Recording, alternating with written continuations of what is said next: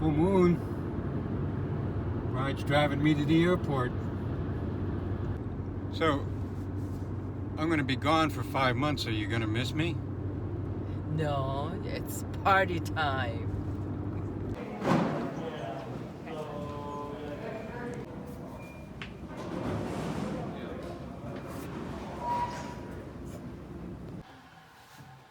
So, this is the front of the Barefoot Hostel. It's very nice. Nice check-in place right there. And they have this really nice deck out front. There's another series of bunkhouses over there. They have a nice fire pit here. The wraparound deck.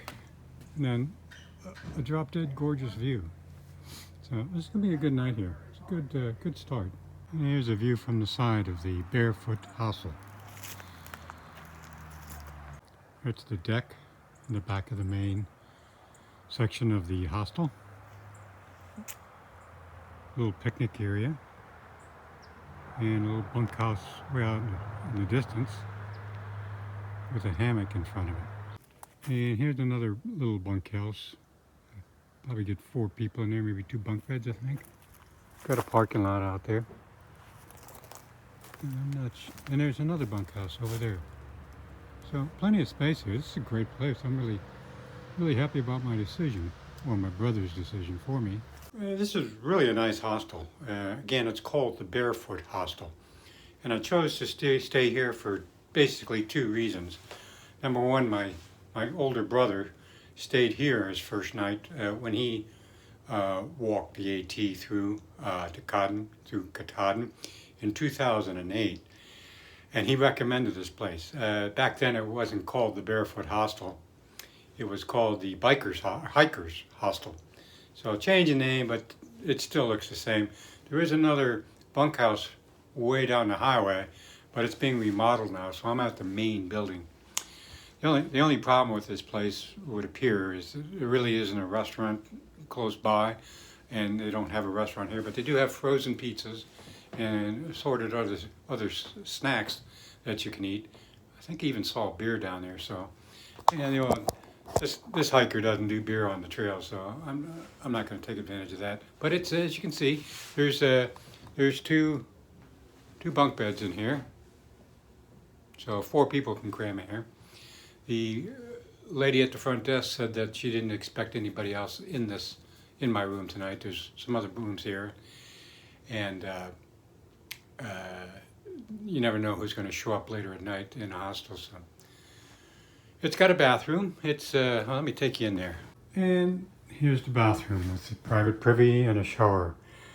Probably going to be my last shower for a while, so I'll take advantage of that tonight.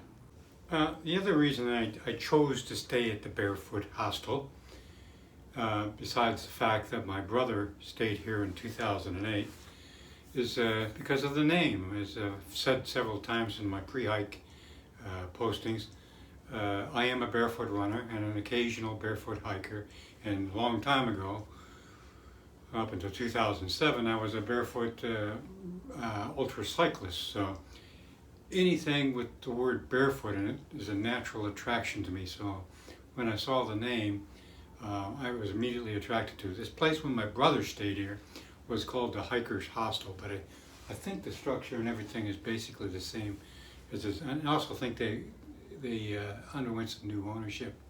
But it's a very nice hostel. I'd stay here again. If I do the AT again next year with a bunch of Germans, I would probably come back here. So they take care of everything. They take care of the shuttle. They take care of a morning breakfast. And like I said, the only downside is availability of food, but they do have those frozen pizzas, so what the heck. A little bit about the weather here. It's 70 degrees now, and it's supposed to be really nice, warm weather for the next, at least the next 8 to 10 days, from what I can see, which causes me a bit of problem because I trained or adopted the last 2 weeks or so in a polar vortex. I mean, I walked every day but one in temps from -11 to I think I got a high of +5 one day, and I slept out on my sun deck without heat testing out my sleep system. I quit doing it when it got -5. I was comfortable at -5, and I said, well, that's enough. It's certainly not going to get down lower than that, knock on wood. Anyways, so all my gear except for one pair of shorts and one short sleeve t-shirt is winter gear. So I'm going to be carrying a lot of weight on my back that I didn't expect to carry. I did plan to send about half of it home after I got over the Smoky Mountains, and Ron concurred with that. He said, yeah, that's probably a good idea. I did not bring my micro spikes because I looked at the weather, and I've hiked in the Alps, high up in the Alps in snowy, wet conditions, and didn't have a problem. And I don't think this is going to be even anywhere near up to that level. In fact, I didn't even have poles when I did that, so at least I have poles now. So micro spikes stayed home, and I have a confession to make. I did not bring the bear vault. I know I went on for like 30 minutes talking about how great the bear vault is, but the bottom line is I had to carry all that winter gear, and didn't like the 2 pounds. So I brought a bear bag, and I'm going to use that. I mean, if it doesn't work out, I can always have my wife mail out my bear vault. But bear vault stayed home this year, and the tile finder app stayed home. So kind of disappointed. I thought it was pretty cool to use that. I mean, I was having fun trying to find my bear vault in the backyard for a couple of days. So Ron, the shuttle guy, picked me up at the airport, and this guy, he's a treasure. He used to be a ranger down at the Amicalola Falls headquarters for a number of years, and until he'd seen enough and wanted to do something different. So he does this now. He's done this at least since 2008. I think he picked up my brother. I'm pretty sure he picked up my brother back in 2008. So this guy's got a ton of stories, a lot of helpful information. He spends the entire 1 hour or so trip. He's got a ton of information. He shares it with you whether you want it or not, and it's just really useful tips.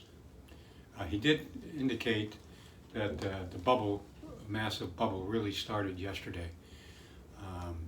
So he picked up one other hiker with me, a guy named Brian from Maine. And I think I first met my first tramline, because it sounds like this guy goes at pretty much the same pace as I do. He's a little bit overweight on the bag, and so he thinks I'll blow by him tomorrow. But he was let off right at Springer Mountain by Shuttle Ron, and so he's camping the night there. I did make arrangements not to avoid the foreplay at the approach trail tomorrow. I've got Michelle picking me up, and she's going to take me. She says she's got a Jeep, so she can take me right up to the trailhead. So I'm going to do that in the morning. Unfortunately, she won't get here till 8:30. There's a small chance that she may get here before that, but she's going to take me to the trailhead, and I'm going to march my shuttle guy. Ron says it's 0.2 miles that I got to go south to get to the plaques, but my guidebook says it's a bit farther than that, so we'll see in the morning. It really doesn't matter. And then tomorrow's the first day, so I'm pretty excited. One of the reasons Ron said that he left the job as ranger down at Amicalola Falls was because his job there was to scare the hell out of new hikers that were coming on or registering during that day. So he'd tell them, here's what's going to happen, here's how many are not going to make it. And he said he scared the weebie-jeebies out of everybody, or at least a large number of the new hikers. And a few years into the job, he got written up in a newspaper. Some lady was telling stories about Ron's presentation and how effective it was. And her final statement was everything he said was true. So he got burned out on that job apparently, and has since become a local legend. He's been doing this again probably since, I think he said 2007, 2006. I asked him how often he gets a shuttle. He says, I get 11 a day, which is pretty much his average. He said also that 2020 was a devastating year. He said he was just completely shut down, had to give back a large number of down payments from Europe because inbound hikers from Europe he would require and keep on file a sum of money, just in case he had to refund him, it would still be there.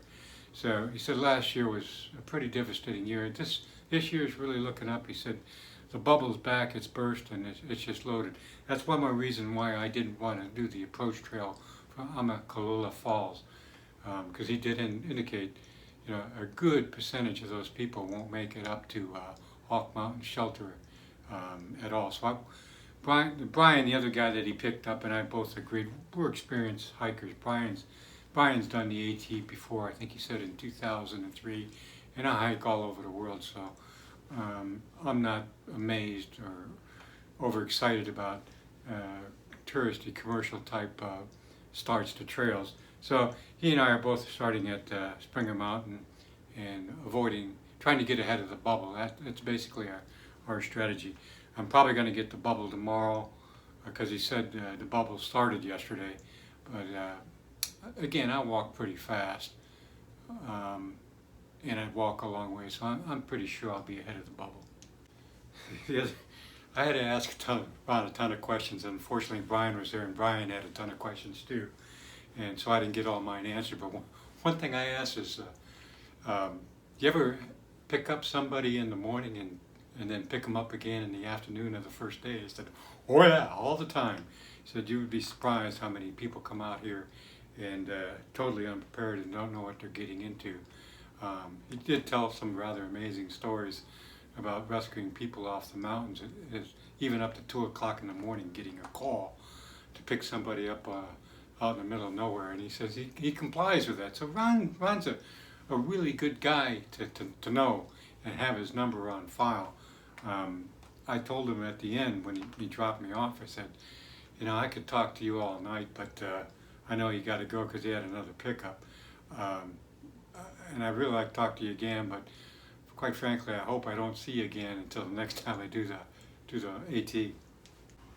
Ron, the shuttle guide, did indicate, among other things, that there's several spots along the first 5 to 10 days of the trail where the guidebooks are not revealing enough about where the water is. He says there's several 7 to 8 mile stretches where there is no water in the guidebook, and gut hooks don't indicate, or people don't notice that, I guess is what he's trying to say. So he said be prepared for it. So for example, he said from Hawk Mountain Shelter to Justice Creek, it's about a 7 mile stretch, and he said there is no water. So bottom line is carry 2 liters with you, which is his recommendation, and any chance you get to fill up, take it, because water's not as prevalent as the guidebook. That's the way I read his interpretation. So again, this is the final day of pre-hike. Tomorrow I start out. I'm super excited. Probably won't sleep much tonight. I didn't sleep much last night. Again, partly because of the fact I had to get up at 4 a.m. And my wife will attest to the fact that I was pretty obnoxious all day yesterday. But I'm like that before all multi-day events. I just really get into this stuff. So I'll see you down the road tomorrow. It's only about 1 o'clock here right now. So I'm gonna take some downtime, go sit in that nice hammock out in the back and enjoy this gorgeous view. And I'll see you all tomorrow.